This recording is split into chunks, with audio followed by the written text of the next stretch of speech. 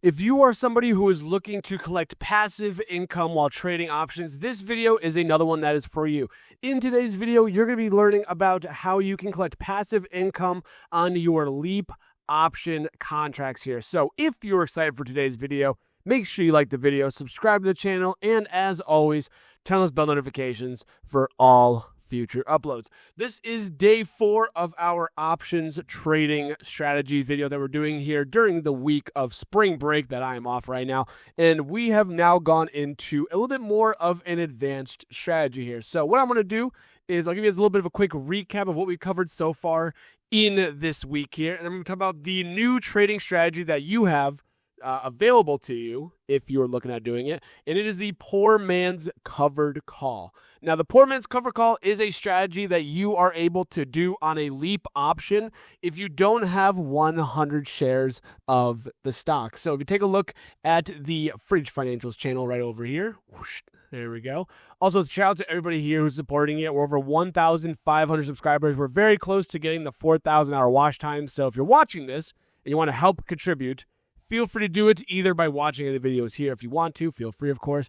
But if you take a look at all the videos, look at all the content we've been putting out here recently. We did the wheel strategy about selling call options and selling put options here for passive income. We did a cover call video specifically. We did a cash secured put, and we did a LEAP option as well. Today's video is going to be kind of combining the idea of the LEAP option we have here along with the cover call. And that is what creates what's called a poor man's version of a cover call. So if you're looking at a position like NVIDIA, and again, I'm going to do an example. I have a stock that I have in mind that I want to do this with that won't be super expensive for me at least. So I'm willing to take it and go with it from here. But say you have a stock like NVIDIA, you know, the biggest market cap company in the world. Everybody knows NVIDIA. Everybody loves NVIDIA.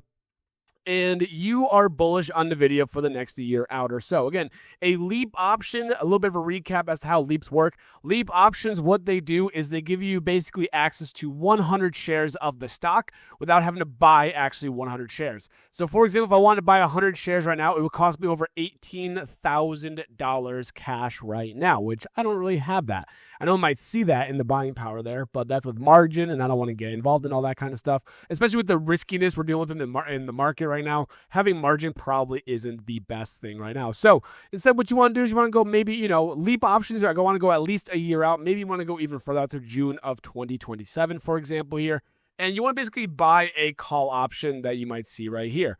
And for a LEAP option, I like to buy one where you are in the money. Basically, it's at 183. I want to buy a LEAP option with a strike price that is below the actual share price right now. And I look for a delta of around like 0.75 or so.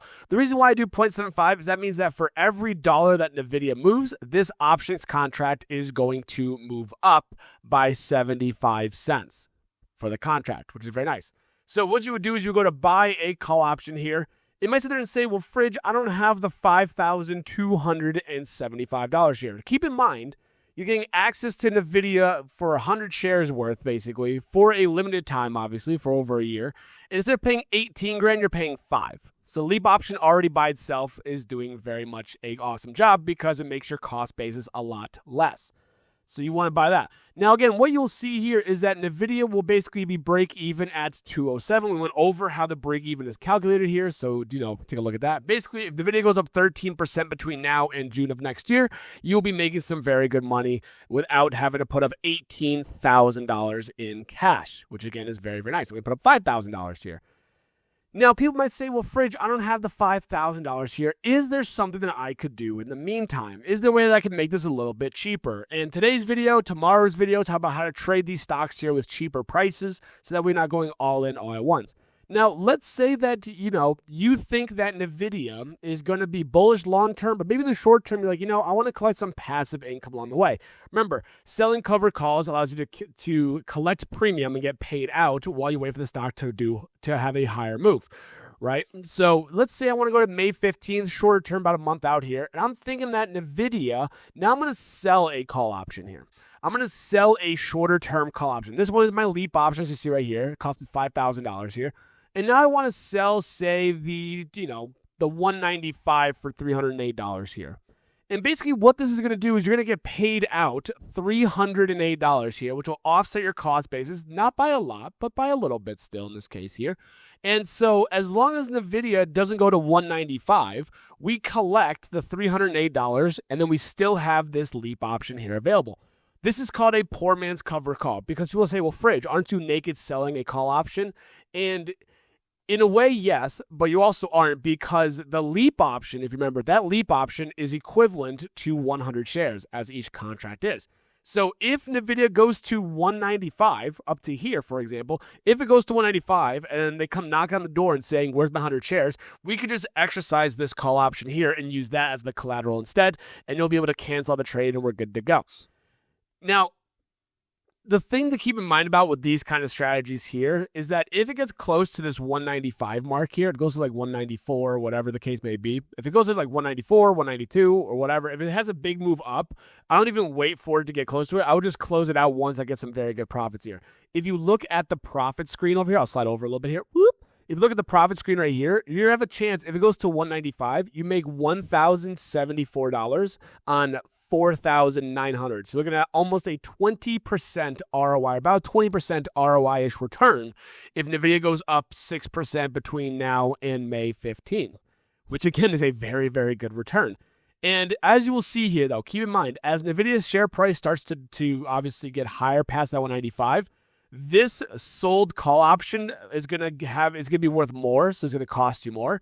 But then the leap option also is going to go up in price as well. The idea behind this is that the leap option is going to appreciate faster and it's going to allow you to collect more profits overall, okay? So even though it's like, oh no, Fridge is at $205, whatever the case is, that short call option is going to be taking away money from your profits, but that leap option is already going to be getting close to being in the money with over a year out. That's why that leap option is going to kind of offset the loss you get from the short option. You get made money from the long option there. So it's a very, very good strategy to have in this case here. Obviously, depending on what you pick, if NVIDIA goes obviously to like 62% up to about $300, I would be basically break even, which again is a very, very good break even I would have. And again, the good thing is if NVIDIA doesn't go to 195, this leap option may have lost some value, but not nearly as much. And you collected $308 to either put into a different trade. If you want to use that cash to go towards, averaging into your position, you definitely can. There's a lot of different ways you can play this out here, but you get passive income as you wait. And again, if NVIDIA goes to 195, okay, close the whole thing out here. We call it a day. We make our profits. We're done. Set your profit targets at whatever it is you want. For me personally, if it gets anywhere close to that 195, I would probably be looking at closing the whole thing out. It obviously depends on your position size, your risk to reward ratios.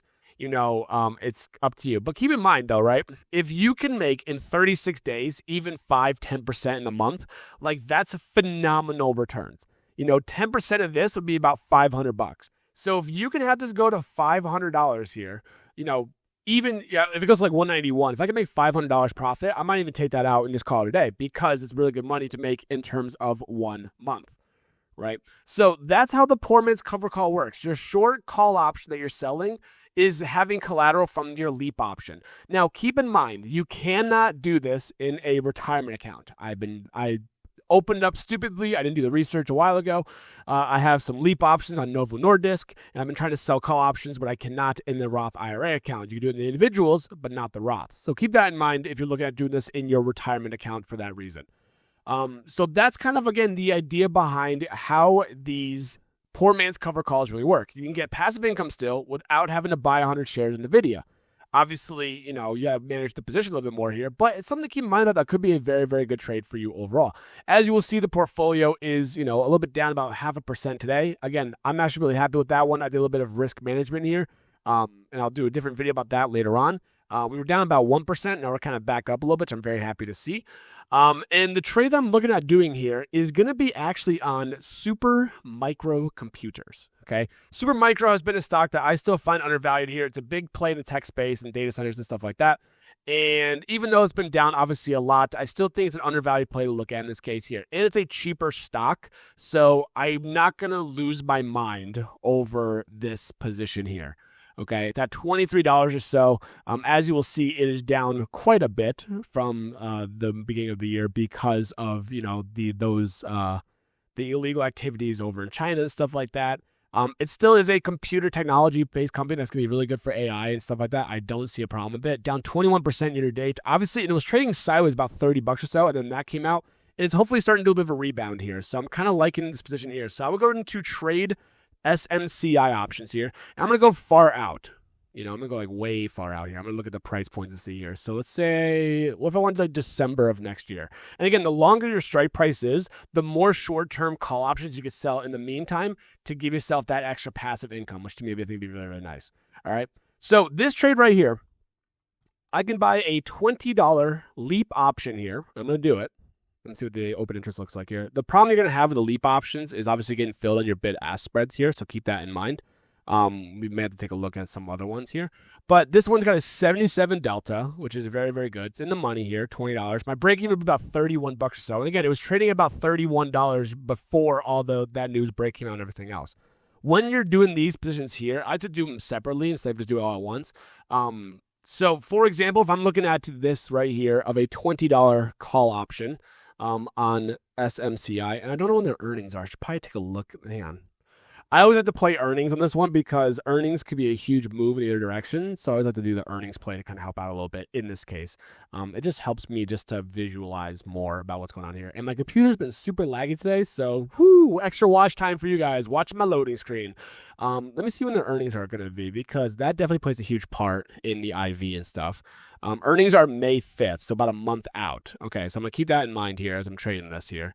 So we're going to go back to, I'm going to go to December. I don't know why I highlighted all that. And we're going to take a look here and see what we can get filled or assigned at in this case. What's the bid ask here? That one's I'm trying to see if there's like a good bid ask to look at here. I mean, these are all a little bit all over the place here. So I'm going to buy this option here. So it's going to cost me about $1,100. I'm looking for a 34% move to the upside. And again, it's basically back to where it was at. And again, I'm looking at to almost 2 years.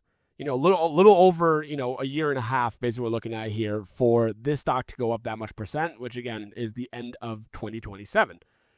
So now I want to do a shorter term option here. And again, May 5th was what they were looking at here. So I'm going to sell a shorter term option here, for example. And then we're going to look at the profit. And again, the IV we're looking for is very, very nice here as well. So let's see if I do a 26 here, like a $26 call option here. Let's take a look at the profit target here. So this is going to cost about $1,000 or so, $1,053 here. And if it hits $26 before earnings, I would have made $271. Again, about 20-ish% ROI here in a matter of 22 days. The reason why I'm doing right before earnings is that because that way this will be closed out before earnings. And what that's going to allow me to then have is that if it closes out and expires worthless, I can then sell a higher cover call with higher IV with it right before earnings comes out here and make some really good money there as well. Let me take a look at the 25 here. 25 here puts me at about 1026, so $1,026 or so, and I have $6,000 available here. And that would put me at, about a 20% profit here in this case. A little bit more of an aggressive trade you're looking at right here. What's the bid ask looking like? 110, 118. This one's a tighter bid ask spread. It's a little bit more risky, but what you'll see here is I'm already offsetting my cost basis about 10% in about 22 days. And again, if it goes to $25, oh God, I made $220 in a matter of 20 days. I made 20% in a matter of 20 days. Like that's really, really good return, obviously. And obviously I'll start to lose money if it goes up like super high. So I'm actually kind of happy with this trade here. So what I'm going to do is I'm going to try to get in on this long call first. And I'm going to show you guys how this works here. I like to do 2 separate ones because it's easier just to roll positions out individually than have to close things out back and forth. I'll do a video about rolling a little bit later on here. Let me see if we can get filled at 1140. Review order. And let's see. You're paying. Okay, yep. Let's see if I get filled here. Might have to wait and see on that one there. And then what I'll be doing is I'll be selling the cover call here at 25. So I'm not going to sit here and just wait for it to get filled. I want to make sure I get filled at a good price here. So I'm not going to sit here on this camera the entire time doing this. I'll probably post about an update on this one in tomorrow's video to show you where I got filled at for the cover call portion and everything else. So make sure you come back tomorrow to see the actual position that was opened here. So that's how it would look though. Again, I would then sell this cover call here. And that way I will collect $115, which would be very, very nice passive income. And then I'll use that to either offset my cost basis for some other positions. Or what I can also do is, you know, save up that money and build it up to then if I want to buy another contract here, I definitely can. So that is it for today's video. That is a poor man's cover call. Thank you guys so much for watching today's video. Of course, if you made this far in the video, make sure you like the video, subscribe to the channel, turn on those notifications as per usual. Make sure, again, to check out the Fridge Financials channel here because we have a lot of amazing content here and it is free of charge. Our goal is to get monetization before the end of the school year here. And if we can get monetization on YouTube ad revenue, then we can keep providing content for you guys free of charge, of course. As always, thank you guys so much for watching. Hope you're making money in the market in some way, shape, or form. And as always, I will see you guys in the next video.